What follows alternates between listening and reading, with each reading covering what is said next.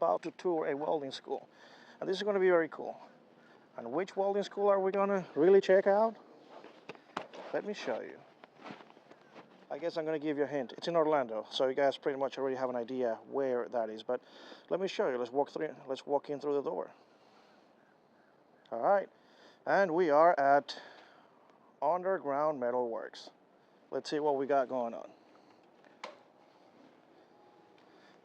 All right.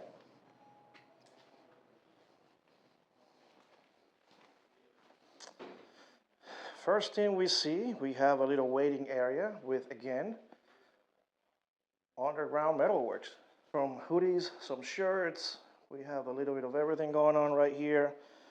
And, oh, look. Who is this? Huh. Interesting. Not bad. And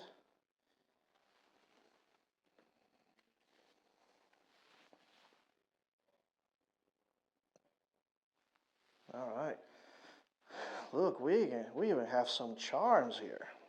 All right. I think things are happening beyond that door. I think. I'm going to save my flyer.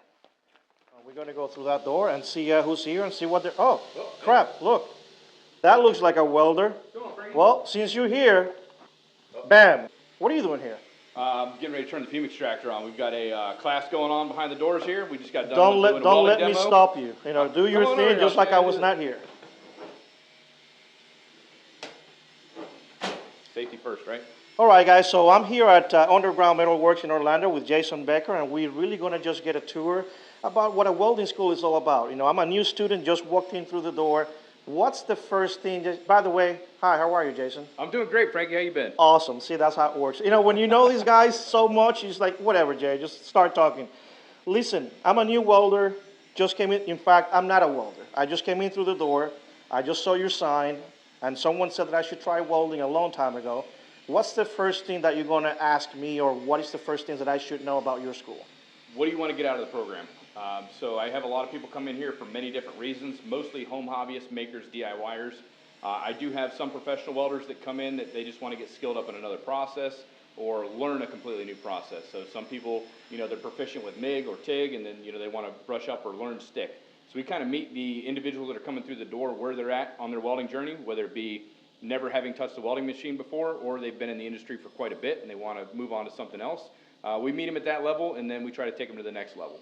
That's for someone that already has a little bit of an idea exactly which way, what process they want to learn, because they either were talking to a company and they said, hey, go learn A, B, or C, and then come back. Mm-hmm. But what about if I just go, you know what, I just want to learn welding. What's the first process you think I should learn coming to your welding school? We start off with MIG welding. It's a little bit more, it's easier to learn up front. The setup's a little bit more complicated, but we break everything down from, you know, if you don't have any experience whatsoever, you know, we go through welding safety, then we talk about equipment setup, we talk about the advantages and disadvantages of each process, and then we start going on with the hands-on portion. So I typically start everybody off with MIG welding.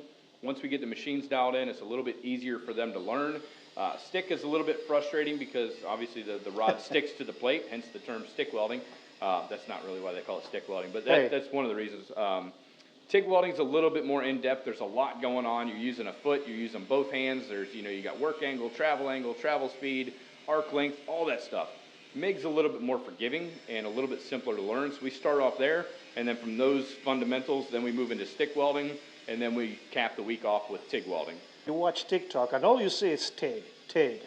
Oh, you know, everyone wants to become an expert at TIG. Why is that? I think because the welds look more appealing. You know, you get a lot of the blues and the purples and the pinks, so you got pretty welds and stuff like that. That, and they're very aesthetically appeasing. Got it. They look really nice. Great on camera. They look great on camera, right? But you can't use TIG on everything. So like structural steel, I would not TIG weld that. You know, that's more for flux core or stick welding. MIG is really good for high production settings, you know, high volume, manufacturing industry, stuff like that. There's a big demand for all the different processes, but I think TIG gets a lot of accolades or whatever just because it looks so good. Gotcha. What kind of welder are you? Like, you know, what I mean is, your process, the one that you like the most, is it MIG or TIG? That's a personal. Okay, personal preference because I like all the processes. Of course, you're going to say that. You're a depends school. on what's going in, depending on what I'm working on in the day, because there's not a one-size-fits-all solution. Correct. I am a big fan of stick welding. Okay. Probably because I hated it for so long because it was so hard to learn. And once it clicked and I got it, I got really good at it. And I was like, you know what? This isn't so bad now that I know how to do it. Do you think it's also because you're in your 40s? It could be. Yeah. Yeah, appreciate that. Aren't you in your 50s? Shut up. Hey, so now I walk in and I'm assuming being at welding school and being, you having tools and all kinds of stuff back there, which we're going to go check out. Do I got to come in and fill out some paperwork? Like, how does that work? Yes, so we have a waiver online that we have everybody fill out prior to coming into the class. It covers a bunch of different information, age, date of birth, all your demographic type, typical stuff when you're going to sign up for anything. But then there's a pretty comprehensive waiver that folks have to sign online before we even collect payment. So waiver meaning that if I get hurt or whatever the case might be, like killed, any of that stuff, yeah, that's on you. Yeah, please don't die at a welding school. Don't die at a welding school. It sends a bad image. So here right now I'm looking at your showroom. It's the first thing that people see when they first walk in. Now, but for me, this is whatever. Let's go walk through that door and show me. I know it's going to be noisy. It's a welding school, and I believe you have a class going on right now. We have a class going on right now. So how many students are we going to see back there? I've got 4 of them today. All right, cool. Let's just open the door, and I'm going to ask as many stupid questions as I can. Have at it. All right.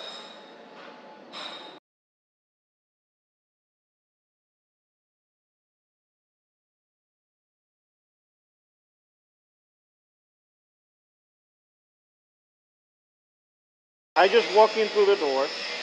I guess I see all these helmets here. Are these helmets from the school? The welders bring their own equipment? How does that work? So the welders can bring their own gear. If not, we have several different hoods for them to choose from. Again, safety is paramount. And we don't expect people to come in with their own gear. So if you have your own gear, you want to come in, you bought it, that's awesome. Feel free to use your own gear here. If not, we have all the appropriate PPE, welding machines, consumables. I actually encourage students that are coming in, a lot of them have already bought their own equipment. So I say, hey, if you already have your own machine, bring it in. I'll teach you how to, use your equipment to do what you're planning on doing with it. Gotcha. How long have you been here already? We've been here for just over about 2 years and 6 months. Walk me through each section right now. What am I looking at right behind you? Everything that I'm looking at. So right now, this is just kind of like general storage area. I got a pretty small shop. We do a lot of amazing things here. But I got a couple of 285 ICs because in addition to teaching the welding school, I also run WeldWorks Training Center out of here, which is an accredited testing facility through the American Welding Society. And there's just certain processes I can't run with some of the machines that we have set up for the students to learn. So every once in a while, I'll switch that over to like a flux core gas shielded for a lot of the folks that are coming in for industry certs or a spray MIG process. Gotcha. Just kind of going down the line, we've got jackets. Like I said, we provide all the PPE for all the students that are coming through. We got a Swift Cut CNC machine. That way we can cut out different projects for the students to work on. And then, then we have the actual classroom over here to the right-hand side where the students learn how to weld, again, hands-on. We started this morning at 8 o'clock. It's now 3 o'clock in the afternoon. The students have been welding pretty much the majority of the day. Like you mentioned, you have 4 students going on today. What exactly are they learning? Is it a day class or is it a week class? No, this is the day 1 of our week-long comprehensive. So we run gas metal arc welding or MIG Monday and Tuesday. Wednesday we get into stick welding, and then we cap the week off Thursday and Friday with TIG welding. And we get into steel, stainless, and aluminum. Awesome. The first day, Monday, being today, is that exactly where they start, MIG? That's exactly where they start, MIG welding. Got it. And what wire, I see that they're doing a slab. What else do they do on the first day? So we cover at least 2 welding joints the first day, so we started off with a T-joint. Jason doesn't just talk theory, he breaks down slab work and T-joints hands-on. He shows exactly how it should look, why it matters, and then works students through every step until it's dialed in. We also cover a very wide range of thicknesses of material. So we typically start off with 1/4-inch material being the thickest to weld here at the school, and then we work all the way down to 1/8-inch material. Gotcha. And these 4 students right here, right now, being here for a week, are they 100% rookies in the industry, or they're coming in to just get better at something specific for a company? Everybody's coming in for a different reason. So I have some folks that own their own business. They just want to get more familiar with the process because welding is a component of what they do, and they want to learn more so they can talk to their employees. Some folks are coming in just because they want to do it as a hobby. Some folks are kind of starting, like they want to get into doing some side work and stuff like that, so they'll come in and learn some of the other processes as well. Gotcha. So walk me through the setup on every table. What do we got on every table? So at each table, each welder is going to have a positioning post. That way we can get out of position. We do get into vertical, we get into horizontal, we do overhead. Each booth is equipped with a Sigmund table. So we got a fabrication table, and then we have a water cooler for TIG when we get into that Thursday and Friday. We run the Rebel 205. Yeah, we run the Rebel 205 IC machines because they're AC and DC, a true multi-process machine. So I can teach every process throughout the week without having to swap out and roll machines in and out. Each table comes, we've got the clamps, the TIG holder or the torch holder, and then we have the different pliers and other hand tools and stuff that they're going to need. How many tables, how many students can you have at one We only take 5 at a time just because the class is such a small class size. We only take 5 students per shot because that way they're going to get more one-on-one time with the instructor. Gotcha. And I see that along with the 5 tables you have this other table here. That's the instructor's table. So typically what will happen is I'll grab everybody, we'll come up. This is kind of where we have like our little round robin conversations and stuff like that. So this is where I'll go through a lot of the instruction, and then we'll do demos prior to the students going back to their workstations and practicing what we just discussed up front. Now when I first came in, I also saw you doing a hands-on demo on the grinder and the safety on grinding and all that. Is that also part of every class regardless of where they are? Or every class we're going to go through grinder safety because that's a very versatile tool.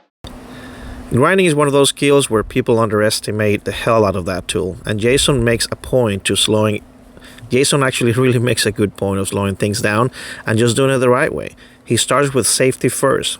What is that, right? The proper PPE, eye protection, gloves, hearing protection, and making sure the grinder is up correctly before even it touches the metal.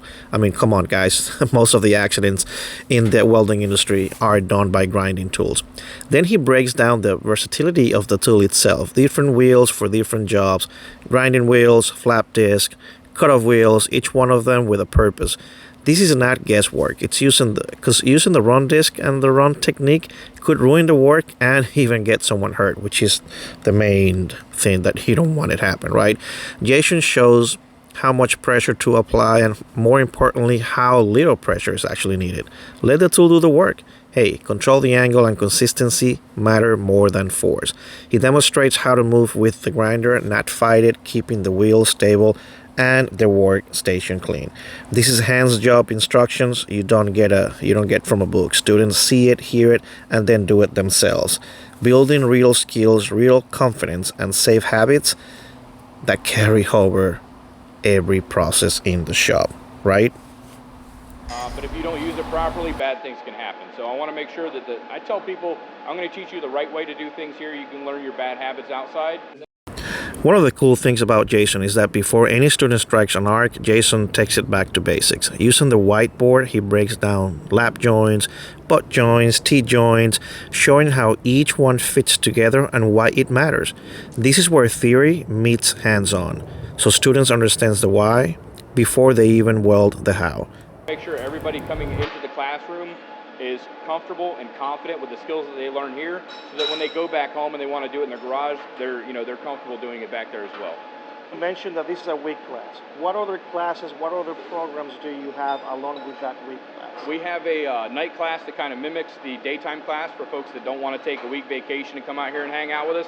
We offer night classes as well. Those typically happen Tuesdays and Thursdays from 6:30 p.m. to 6 p.m. to 9 p.m. That class will run for 6 weeks, so it's 2 sessions per week for a total of 12 sessions. Still get the same amount of hours you would in the day class, it's just at a more convenient time. Each month we also offer a weekend MIG class and a weekend TIG class. Those run Saturday and Sunday from 8 a.m. to 2 p.m. All right, so let me look this way so I can be on camera with you. So you are saying that you're open also Saturdays and Sundays? Saturdays and select Saturdays and Sundays we have, but we usually have all of our classes scheduled online, and you just pick the weekend that works best for you.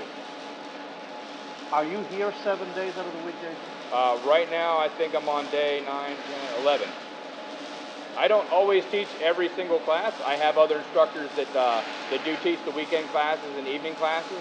It just so happened that I ended up teaching the weekend class last weekend. Not a big deal. I kind of knew that when I was going into it. So I know that we've talked about this before in the past of how much work it really takes to run a welding school. It's not just about welding and having students, but you got to be an accountant. You got to be the sweeper. You got to be everything in between. Oh yeah. And I know that you've said before that are you still looking for help? Are you at that level now where you can actually, if you find the right help? Yep, I actually hired a young man to come in here and help me, kind of keep the wheels on this thing, cut material, prep for classes, get everything ready. I want students to be able to come in and enjoy themselves and have everything clean, ready to set up, nice professional work environment as soon as they come through the door. So yeah, prior to, I was doing everything by myself. I have hired a young man to help me out part-time here, and then I'm possibly looking for an assistant, kind of like an admin assistant to handle, the back end, like the website, the storefront. As you can see, we don't have a whole lot on the store. Yeah. I'd like to get some more stuff in there, but it's kind of been put on the back burner. It's not, having merchandise here is not really a top priority. Correct. The welding education is, but eventually, I'd like to hire somebody for that to handle some of the things that go on behind the scenes. 2 years in, is social media still your best advertising method for the school, or now 2 years in, word of mouth has really become its thing? It's a mix of both. So we've got a lot of our students go ahead and they take the time to leave reviews when they're done with the class. That helps out quite a bit as far as like Google Analytics and stuff like that. But yes, Facebook and Instagram have been our primary place of doing advertising, as well as word of mouth.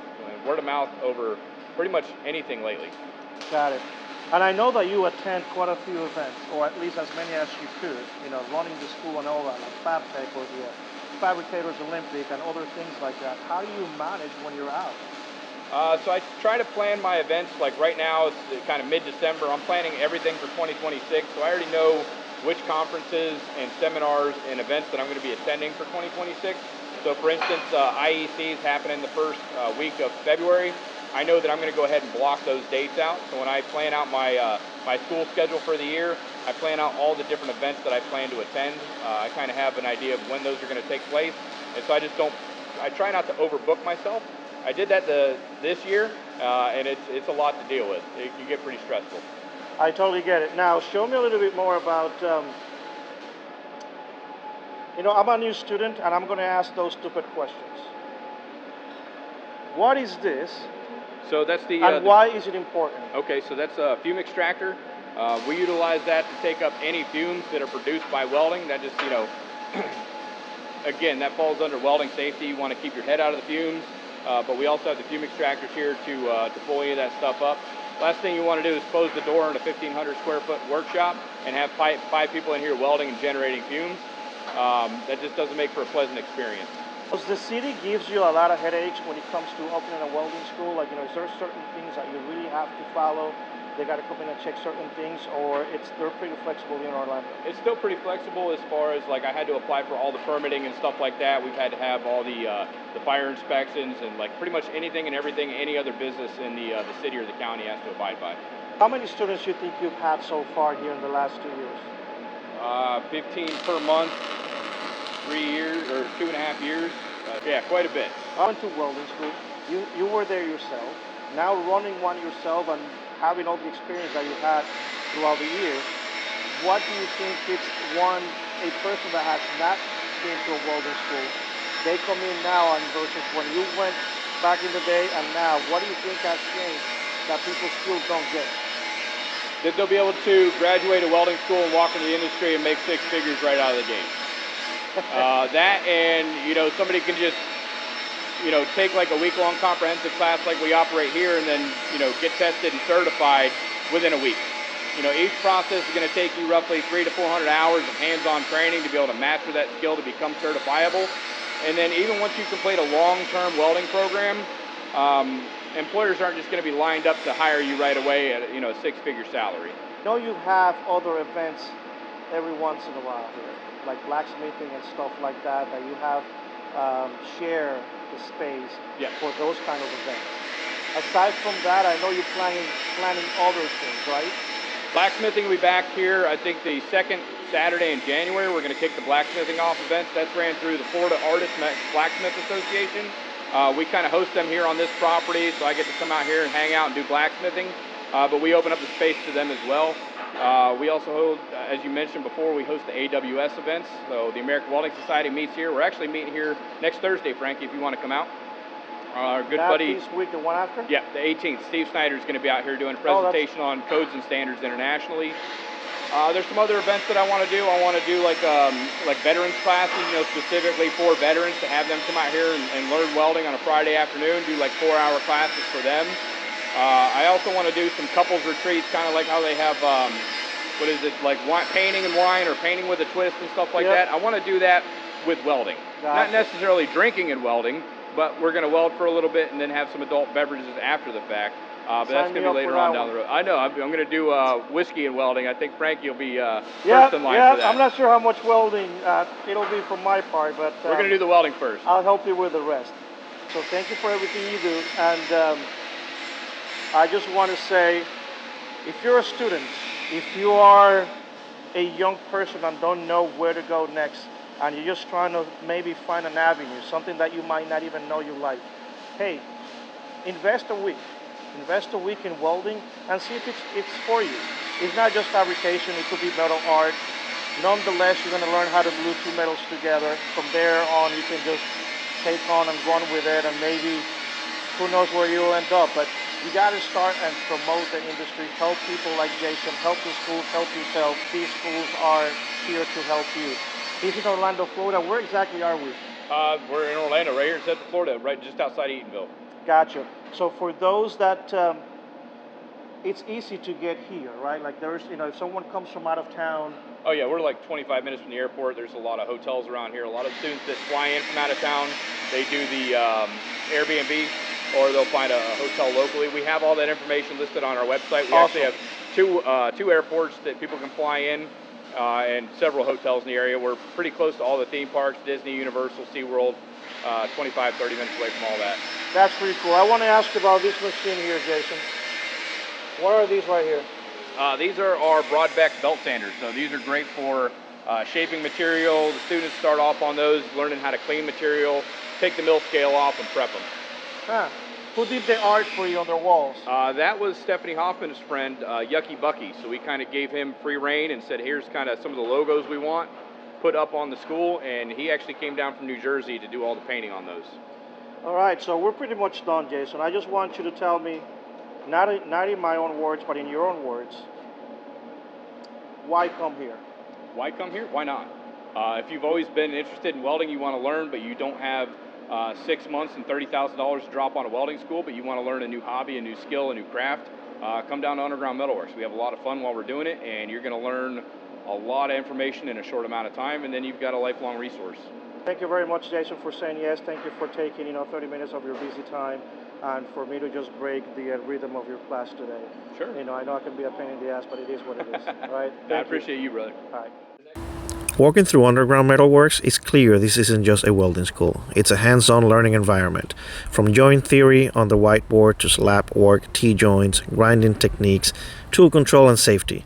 Jason teaches the full picture. You see how it should look, why it works, and then you do it yourself. This is real instructions, real skills, and real confidence being built. If you want to learn welding the right way, hands-on, practical, and no shortcuts, Underground Metalworks is absolutely worth your time. Thank you, Jason, very much for taking your time and showing us Underground Metalworks.